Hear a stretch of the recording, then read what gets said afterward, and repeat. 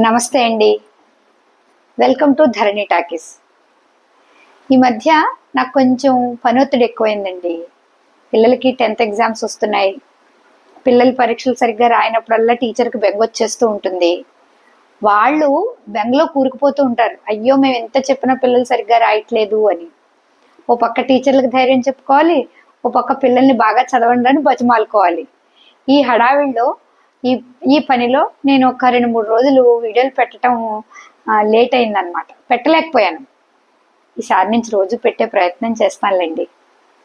నిన్న క్లాస్కి వెళ్తే పిల్లలు నన్ను అడిగిన, చిన్నపిల్లలు అంటే 9th 10th పిల్లలు సరదాగా మాట్లాడుతూ నన్ను అడిగిన ఒక క్వశ్చన్ నాకు చాలా ఆశ్చర్యాన్ని, ఆలోచనని రేకెత్తించింది అనమాట.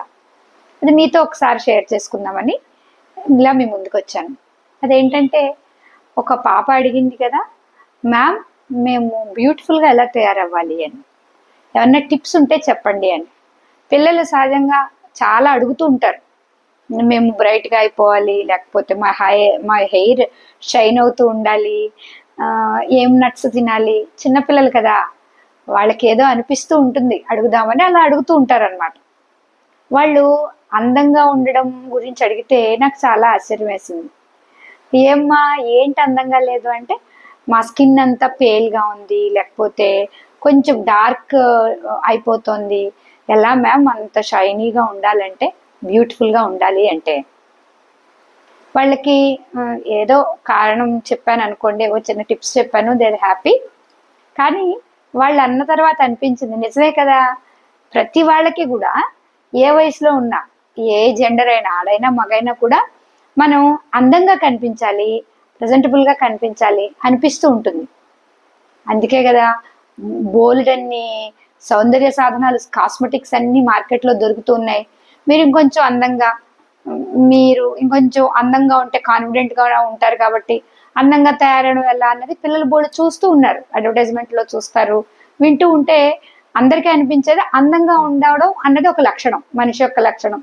తయారవటం, మనల్ని మనం బాగా ప్రజెంట్ చేసుకోవడం అనేది.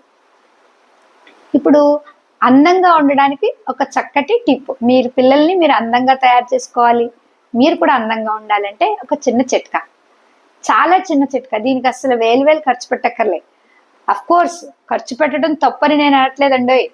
ఖర్చు పెట్టుకోవాలి, అందంగా తయారవ్వాలి, అందులో ఏ విధమైన అనుమానము లేదు, అది తప్పు కాదు. కానీ సహజ సిద్ధంగానే అందంగా ఉండడం ఎలా? మనకు అందం ఎలా వస్తుంది అంటే, అందం కంటికి కనిపించేది కదా.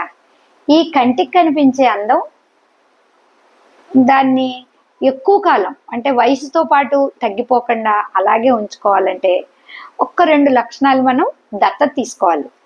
పిల్లలకు కూడా అదే చెప్పాలి. అదేంటంటే చాలా సింపుల్ అండి. మన లోపల భావన ప్రేమతోటి, దయతోటి ఉండాలండి.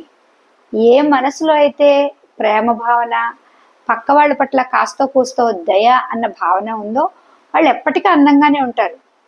మీరు ఎవరినైనా చూడండి, ఏదైనా బెంగ కానీ, చిరాకు కానీ, ఆందోళన కానీ, ఇలా వాటితో బాధపడుతున్న మనిషిని చూడంగానే మనం అలా చూడంగానే మనకు అనిపిస్తుంది, వీళ్ళు ఏదో తేడాగా ఉన్నారు, వీళ్ళు ఏదో బెంగలో ఉన్నారని. ఎందుకంటే వాళ్ళ మొహంలో అలాంటి చిరాకు, అలాంటి బెంగ మనకు కనిపించేస్తూ ఉంటుంది. దాన్ని అందం అనలేం కదా. అందం అంటే కళ్ళల్లో వెలుగు, పెదాల మీద నవ్వు కదా.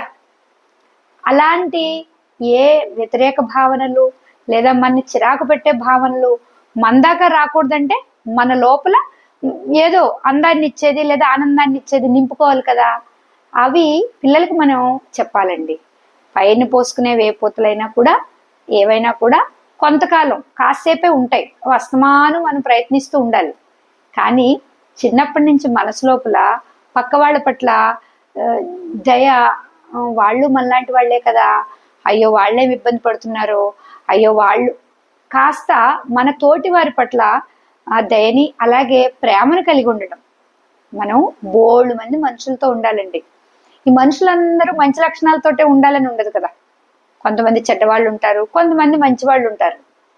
మనం మంచిని మాత్రమే చూపించగలిగే ప్రేమను నేర్పాలి వాళ్ళకి. వీలైనంత వరకు అందులో మంచి కారణాలనే చెప్పాలి.